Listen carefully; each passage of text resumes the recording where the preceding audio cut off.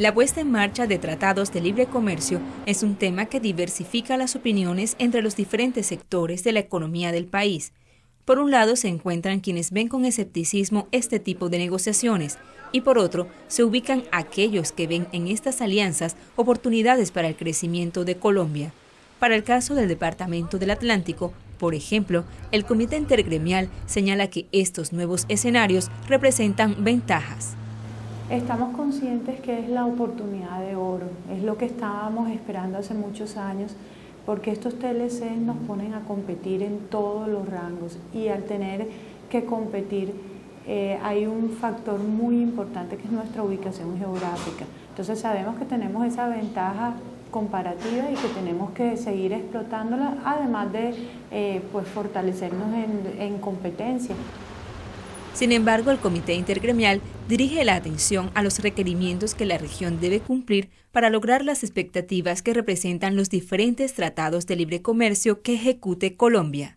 Hay todavía algunos puntos, unos que dependen de esfuerzos locales, otros que dependen de esfuerzos nacionales, pero lo importante es que está diagnosticado todavía lo que falta, lo que se tiene que hacer en materia de infraestructura, en materia de fortalecimiento logístico, en materia de atracción de inversión. Eso lo tenemos debidamente diagnosticado y las organizaciones empresariales. Dentro de los temas que tocan la agenda interna o áreas a trabajar en el Departamento del Atlántico, figuran, por ejemplo, la operación portuaria y aeroportuaria, así como la logística y la infraestructura. La posición del intergremial es muy clara. La preocupación nuestra es el futuro inmediato de la operación del aeropuerto, en la medida en que hay algunas voces en el gobierno nacional de las cuales nos apartamos que comentan que es posible que el aeropuerto sea operado nuevamente por Aerocivil. Eso para nosotros es una opción que no puede ser considerada. En cuanto a infraestructura, también hay unos proyectos que están en estudio, pero nosotros queremos insistir en que básicamente queremos que estos grandes proyectos nacionales en materia de navegabilidad del río y en materia férrea, que son, digamos, los dos pilares que se quiere fortalecer para todo el tema de transporte de carga, tengan unos asientos claros en nuestro mapa del Atlántico. Estos mismos asuntos resultan inquietantes en otras regiones del país. Por su parte, el Caribe sigue trabajando también en sus tareas. La búsqueda del fortalecimiento de la competitividad es constante. ¿Por qué el Tratado de Libre Comercio con Estados Unidos ha tenido tanto traspié? Yo creo que es un asunto más político que económico. Ciertamente al principio hubo algunos elementos de índole comercial que estaban más relacionados con algo que en economía se conoce como la economía política de los tratados comerciales. Y es que había algunos grupos de presión, algunos grupos de interés que no estaban muy de acuerdo porque los afectaba en sus ganancias y en sus cálculos económicos. Pero más recientemente yo creo que lo que ha habido es más una cuestión de carácter político. Ya ha habido algunos avances, creo que este gobierno ha permitido desbloquear un poco el proceso que el TLC con Estados Unidos ha llevado en el Congreso norteamericano. Sí. Y aparentemente, si todo lo que se dice y lo que pareciera que está ocurriendo es cierto, pues deberíamos tener un tratado de libre comercio ya firmado y ya aprobado por los dos congresos muy pronto. ¿Cuál es el panorama de la región Caribe frente a este TLC? Es inminente, es decir, ya tú lo decías, esto tarde que temprano lo vamos a tener y ojalá sea temprano. ¿Cómo está la región Caribe preparada para esto? Fíjate que yo siento que la percepción que tienen los TLCs ha mejorado mucho a nivel nacional. Sí.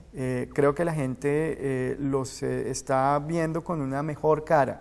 Anteriormente yo sentía que había mucha más digamos que mucho más bloqueo en algunos grupos, en algunos sectores, y creo que poco a poco eso ha ido cambiando. En el caso particular de la región Caribe, yo encuentro que por su situación geográfica es la región que más ganancias puede tener.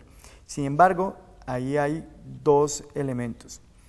La región tiene que mirar con mucho cuidado lo que va a ocurrir con su sector agropecuario.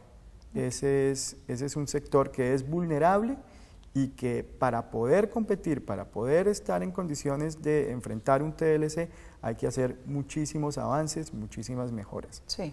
Sin embargo, los sectores industriales, las grandes capitales, las 3 ciudades con puerto que tiene la región, le van a ayudar muchísimo a aprovechar las ventajas del tratado. Y eso acompañado además de la llegada de mayor cantidad, de mayores montos de inversión extranjera, que ya ha venido ocurriendo, ya hay unas muy buenas cifras de inversión en los últimos años, pero seguramente esto va a ser un generador de mayor atracción para la región. Entonces yo creo que de nuevo el reto es cómo lograr que esas ganancias que se obtienen en ciertos sectores se puedan transferir, se puedan llevar a aquellos sectores que están inicialmente de pronto no van a recibir no van a ver un beneficio inmediato, por decirlo de alguna manera. Exactamente. Entonces, ¿qué pasa en sectores como la educación o la salud? ¿Qué va a pasar en esos sectores con el tratado? Puede haber muchos cambios, porque, por ejemplo, en el caso de la educación, se ha hablado de la posibilidad de dobles titulaciones entre universidades. Eso es algo que el tratado lo contempla y que sería muy interesante para homologar o para dar, digamos, una mayor calidad a la educación que se provee desde las universidades colombianas. Eso, si se acompaña adecuadamente con la nueva ley que está promoviendo el gobierno nacional, pues podría tener resultados muy alentadores. Nuevamente eso exige a las universidades, por supuesto, una mayor calidad, inclusive en términos internacionales, es decir, acreditaciones internacionales que validen ese proceso también de internacionalización. Seguro, pero con un elemento muy interesante, y es que esos acreditadores internacionales y los países con los cuales negociemos tratados van a estar interesados, porque si yo tengo un tratado de libre comercio con un país como Colombia, tengo que verificar que la mano de obra que tengo allí esté bien calificada, esté bien preparada, y yo creo que eso nos va a servir muchísimo. En el caso de salud, hay algunos ingredientes también que se negociaron dentro del tratado. Está el tema de las posibilidades que hay para el turismo de salud, que en eso Barranquilla podría aprovechar muchísimo esa su ubicación ventaja, y ese clúster que tiene en salud hoy. Y adicionalmente algunos temas de derechos de propiedad en fármacos que también habría que mirar con cautela. Eso implica un cambio fuerte, sobre todo en el tema de productos, de fármacos, que es donde más va a haber variación y que esperamos que sea beneficioso. Así ciertamente... Esperamos entonces que este tratado realmente traiga muchos beneficios para el país y sobre todo para toda su gente que necesita nuevos panoramas también para promover sus productos y servicios. César, muchas gracias por acompañarnos en Un Norte. Sí, muchas gracias. Gracias a ustedes por acompañarnos. Nos vemos en una próxima emisión. Hasta pronto.